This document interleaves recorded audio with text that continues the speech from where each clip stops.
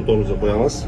Neytralga turib hozir zadni orqaga 1, 2, 3 bo'ldi akalar. Neytralga obratni oldiga urcham. 1, 2, 3, 4, 5, 6 gacha ketaveradi akalar. Bo'ldi, boshqarish shu akalar. E'tiborimizda 16 tonnaga yaqin bo'lgan Avtogrid SEM kompaniyasiniki rulli gidravlika ekan signal. Oldi boshqarishni ko'rsatib beraman qisqa qilib. Bu oldi planirovkasi ko'tarib tushirish uchun bu asfalt qo'yishdan oldin tuproqlarni tekislab ketish uchun bu kerak bo'ladi. Birinchi o'rinda. Qolgani mana planirovka bilan asfaltlarni yoki tuproqlarni tekislab, yo'lni asfaltga tayyorlab beriladi ekan. Mana eng zo'r narsasi beldan qayriladi ekan. Ko'ryapsizmi? Texnika yurib ketyapti. Tashqi tarafini ko'rsatib beramiz. Aytgancha, bunga konditsionerlargacha bor ekan. Yoz kunlari juda yaxshi.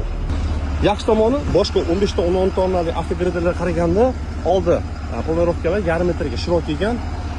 Yana yaxshi tomoni menga orqada rixilsiz joylari ko'p ekan. 5 tagacha qo'ysa bo'lar ekan. Ot kuchi 200 ta ekan. Gradus nazoratlari Ramadan emas, uni oxirida qo'ygan, gradus ko'proq beradi yo'l qurishda точно gradus olish uchun. Gap yo'q, ha? Akalar e'tiborimizda SEM kompaniyasi avtogridlari. Ma'lumotlar qiziq bo'lgansa, like, boshqa bo'lmasa chiqmasin.